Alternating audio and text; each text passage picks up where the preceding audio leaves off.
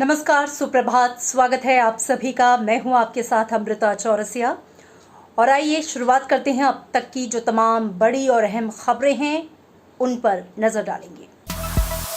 Corona संकट के दौरान राष्ट्र के नाम संबोधन में प्रधानमंत्री नरेंद्र मोदी ने आत्मनिर्भर भारत का अभियान का आह्वान करते हुए इसके लिए 20 लाख करोड़ रुपए के आर्थिक पैकेज की घोषणा की। उन्होंने कहा कि हाल में कोरोना संकट से जुड़ी सरकार की आर्थिक घोषणाएं और रिजर्व बैंक के फैसले भी इस अहम पैकेज का हिस्सा हैं। प्रधानमंत्री ने कहा कि ये पैकेज देश की जीडीपी का करीब करीब 10% है।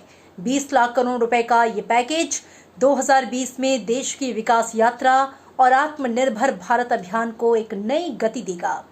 आत्मनिर्भर भारत के संकल्प को सिद्ध करने के लिए इस पैकेज में लैंड, लेबर, लिक्विडिटी और लॉ सभी पर बल दिया गया है। प्रधानमंत्री ने कहा कि आर्थिक पैकेज कुटीर उद्योग, गृह उद्योग, लघु मझोले उद्योग के लिए है, जो न सिर्फ करोड़ों लोगों की आजीविका का साधन है बल्कि आत्मनिर्भर भारत के संकल्प का मजबूत आधार भी है। उन्होंने कहा कि यह पैकेज हर स्थिति, हर मौसम में दिन रात परिश्रम करने वाले श्रमिक और किसान के लिए भी है। साथ ही ये पैकेज उस मध्यम वर्ग के लिए भी है जो ईमानदारी से टैक्स देकर देश के विकास में अहम योगदान देता है। मैं आज एक विशेष आर्थिक पैकेज की घोषणा कर रहा हूं। यह आर्थिक पैकेज आत्मनिर्भर भारत अभियान की अहम कड़ी के तौर पर काम करेगा। देश के विभिन्न वर्गों को आर्थिक व्यवस्था की कड़ियों को 20 लाख करोड़ रुपए का संबल मिलेगा, सपोर्ट मिलेगा।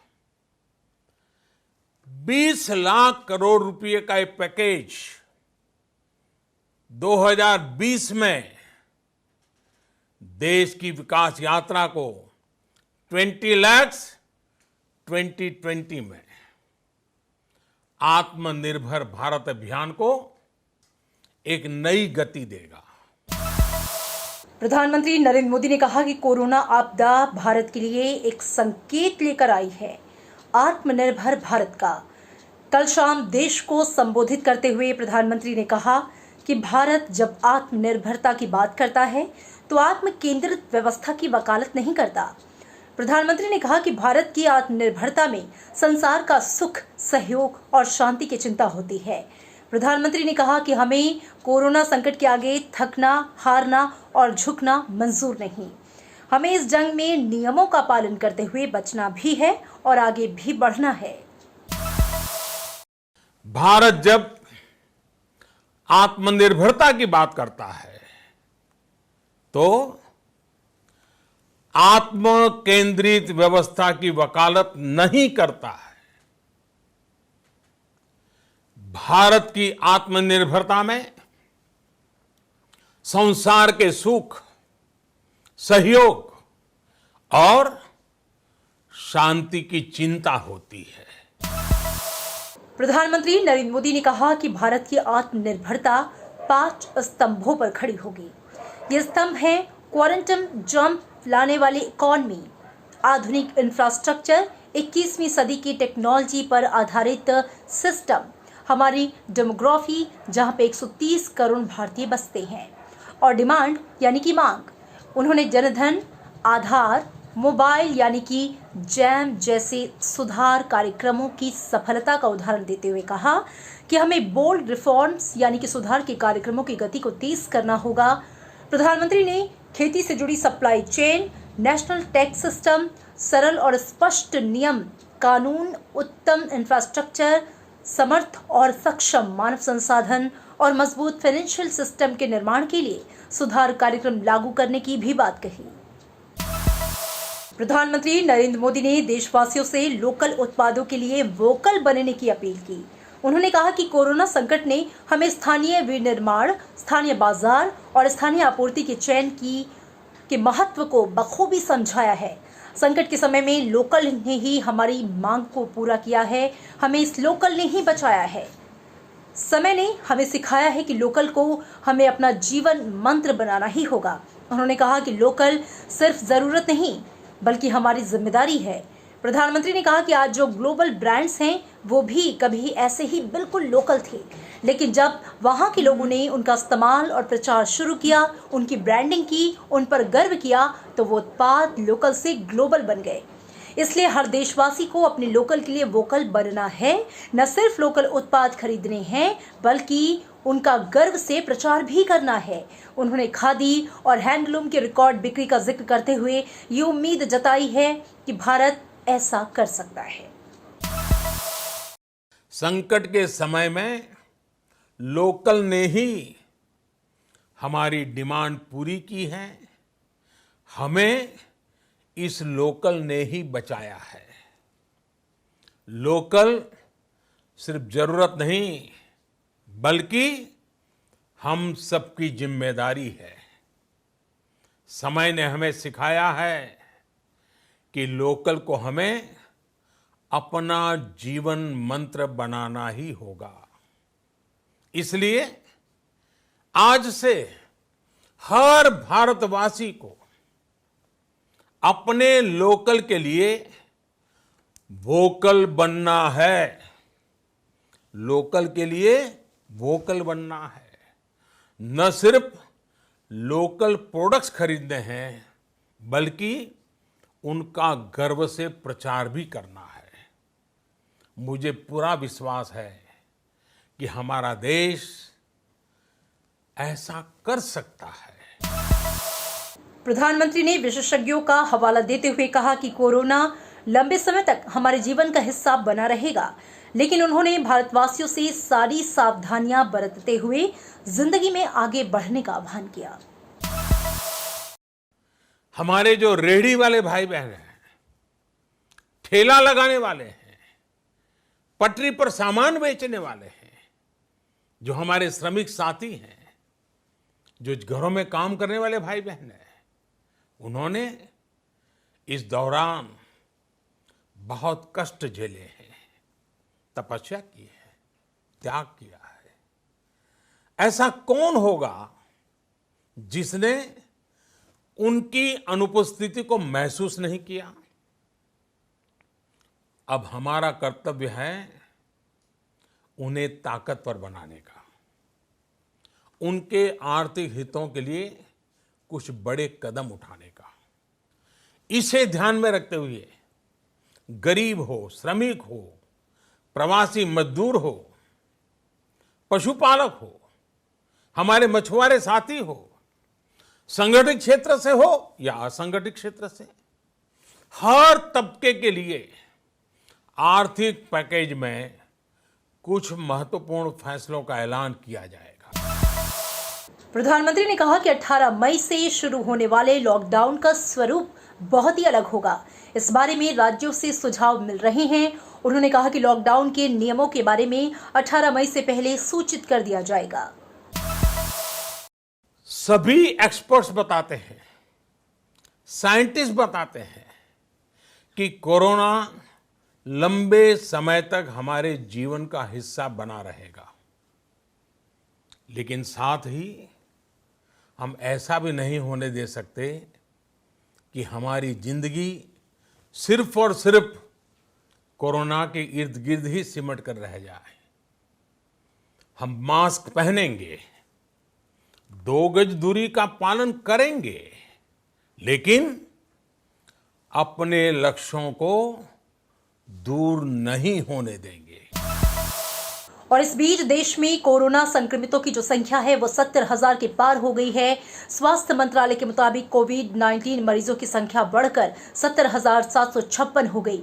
इनमें 46,000 से ज्यादा एक्टिव केस हैं। बीते एक दिन में कोरोना के 3,604 नए मामले सामने आए हैं और 87 लोगों की मौत हुई है। अब तक देश में 22,400 से ज्यादा लोग कोविड-19 संक्रमण से ठीक भी हो चुके हैं। वहीं 2,293 लोगों की मौत कोरोना से हुई है। कोरोना संक्रमण के डबलिंग रेट में सुधार आया है। केंद्रीय स्वास्थ्य मंत्री डॉक्टर हर्षवर्धन ने हिमाचल प्रदेश, उत्तराखंड के मुख्यमंत्रियों और केंद्रीय शासित प्रदेश जम्मू कश्मीर और लद्दाख के उपराज्यपाल के साथ बातचीत में कहा कि पिछले 3 दिन में डबलिंग रेट 12.2 दिन का हो गया है। उन्होंने कहा कि संक्रमित लोगों में केवल 2.37% मरीजों को आईसीयू की जरूरत है, वहीं 0.41% वेंटिलेटर और 1.82% ऑक्सीजन सपोर्ट पर हैं। उन्होंने कहा कि देश में टेस्टिंग कैपेसिटी अब प्रतिदिन 1 लाख पर पहुंच गई है। अब तक 17,59,000 से ज्यादा टेस्ट किए जा चुके हैं। साथ ही रिकवरी रेट में लगातार सुधार हो रहा है। रिकवरी रेट अब 31.73% तक पहुंच गया है। कोरोना संकट और लॉकडाउन के बीच रेलवे ने मंगलवार से यात्री सेवाएं आंशिक रूप से शुरू कर दी। देश के अलग अलग हिस्सों में प्रमुख शहरों के लिए 15 जोड़ी यानी कि 30 ट्रेनें चलाई जा रही हैं। ये ट्रेनें श्रमिक स्पेशल के अतिरिक्त हैं, जो कि पहले से ही चल रही हैं। इन सभी रेलगाड़ियों में केवल प्रथम, द्वितीय और तृतीय वातानुकूलित श्रेणी के डिब्बे हैं। इनमें से कुछ ट्रेनें हर दिन चलेंगी, कुछ सप्ताह में 2 से 3 दिन चलेंगी, तो कुछ साप्ताहिक चलेंगी। रेलवे ने इसके लिए दिशा निर्देश जारी कर दिया है, जिसका सभी यात्रियों को अनिवार्य रूप से पालन करना होगा।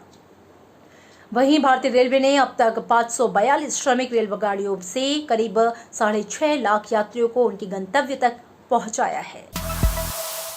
और इस बीच विदेशों में फंसे भारतीयों को वापस लाने के लिए जारी वंदे भारत मिशन का पहला चरण पूरा होने को है। एयर इंडिया के विशेष विमानों के जरिए अब तक हजारों भारतीयों की स्वदेश वापसी हो चुकी है। पहले चरण के तहत अब तक 31 उड़ानों का परिचालन किया जा चुका है और दूसरे चरण की तैयारियां जोरों पर हैं, जिसके 16 मई से शुरू होने की उम्मीद है। दूसरे चरण में 149 उड़ानों के जरिए 31 देशों से भारतीयों को वापस लाया जाएगा। भारतीय नौसेना के समुद्र सेतु अभियान के तहत INS मगर भी 202 भारतीय नागरिकों को लेकर मालदीव से कोच्चि पहुंच चुका है। ये जहाज रविवार शाम माले से रवाना हुआ था। उपराष्ट्रपति एम वेंकैया नायडू ने फेसबुक पोस्ट में लॉकडाउन के दौरान अपने अनुभव साझा किए। उन्होंने लिखा कि उनके जैसे काम में तल्लीन और घूमने के शौकीन व्यक्ति के लिए 1 हफ्ते से ज्यादा घर में बैठना नामुमकिन था, लेकिन लॉकडाउन ने उन्हें ये मौका दिया कि जीवन में पीछे मुड़कर देखने का और परिवार के साथ ही मित्रों के साथ संपर्क बनाने का। अपने मिशन कनेक्ट में उन्होंने अपने नए और पुराने मित्रों और सहयोगियों से फोन पर बात की। इनमें शामिल थे पुराने और नए राज्यसभा सांसद, राज्यों के राज्यपाल, मुख्यमंत्री, राजनेता, धर्मगुरु, पत्रकार, सामाजिक कार्यकर्ता और उनकी कर्मभूमि उदयगिरी के लोग। इन सभी लोगों से हुई बातचीत में चर्चा का विषय कोविड-19 और उसकी वजह से पैदा हुई स्थितियां थीं। अपनी और लोकसभा अध्यक्ष ओम बिरला के बीच हुई चर्चा का हवाला देते हुए उपराष्ट्रपति ने बताया कि हमने वर्तमान स्थिति के बारे में विचार विमर्श किया और दोनों सदनों के महासचिवों को ये निर्देश दिए हैं कि अगर स्थिति सामान्य नहीं होती है तो वे संसदीय समितियों की बैठक के लिए वीडियो कॉन्फ्रेंसिंग जैसे उपायों पर विचार करें। अपनी निजी जिंदगी की झलक देते हुए उपराष्ट्रपति ने लिखा कि 1970 में शादी के बाद पहली बार वो अपनी पत्नी श्रीमती उषम्मा के संग एक साथ इतना लंबा समय बिता रही हैं, जिसकी वजह से वो काफी खुश हैं। आखिर में उन्होंने ये उम्मीद जताई है कि हर स्तर पर सामूहिक कदम की बदौलत हम इस मुश्किल से बाहर जरूर आएंगे। उपराष्ट्रपति एम वेंकैया नायडू ने लॉकडाउन के दौरान मंडियों को ई-नैम प्लेटफॉर्म से जोड़ने में 65% की वृद्धि पर संतोष जताया है। दरअसल सरकार ने मंडियों को राष्ट्रीय कृषि बाजार ई-नैम से जोड़ने की शुरुआत की है। इसका मकसद कृषि बाजार को मजबूत करना और ऑनलाइन पोर्टल के जरिए किसानों को उनकी फसल का उचित मूल्य दिलाना है। अब तक देश भर में ई-नैम मंडियों की कुल संख्या 962 हो गई है। उपराष्ट्रपति एम वेंकैया नायडू ने सरकार के प्रयासों की सराहना करते हुए कहा कि हर चुनौती अवसर भी प्रदान करती है। उन्होंने कहा कि इस प्रकार मंडियों के माध्यम से किसानों के उत्पादों की समय पर बिक्री, किसानों को उनकी उपज का लाभदायक मूल्य सुनिश्चित करने के लिए यह आवश्यक है। उपराष्ट्रपति ने यह उम्मीद जताई है कि भविष्य में और भी मंडियां और कृषि उत्पाद संगठन इस प्लेटफॉर्म से जुड़ेंगे और किसानों का हित सुनिश्चित करेंगे। विश्व स्वास्थ्य संगठन के मुख्य वैज्ञानिक सौम्या स्वामीनाथन ने अन्य देशों के मुकाबले कोरोना संक्रमण और उससे होने वाली मौत के आंकड़ों को बेहद कम रखने के लिए भारत की सराहना की। स्वामीनाथन ने कहा है कि दवा के विकास में भारत महत्वपूर्ण भूमिका अदा करेगा। उन्होंने कहा कि सिर्फ दवा विकसित कर लेना और उसका परीक्षण ही काफी नहीं है, बल्कि उसका निर्माण, उसे प्राप्त करना और बड़ी आबादी तक उसे सुलभ कराना, और इसके लिए स्वास्थ्य तंत्र का भी होना बेहद जरूरी है। कोविड-19 के खिलाफ लड़ाई को मैराथन बताते हुए उन्होंने कहा कि ये छोटी दूरी की दौड़ नहीं है जिसे तेजी से भागकर पूरा कर लिया जाए। इसलिए पूरी दुनिया को आने वाले कई महीनों और संभवतः सालों तक संक्रमण के प्रसार को रोकने के लिए तैयार रहना होगा। तो ये थी अब तक की तमाम अपडेट्स। अगले अपडेट्स में आपसे फिर होगी मुलाकात। तब तक आप रखिए अपना ख्याल। मुझे दीजिए इजाजत। नमस्कार।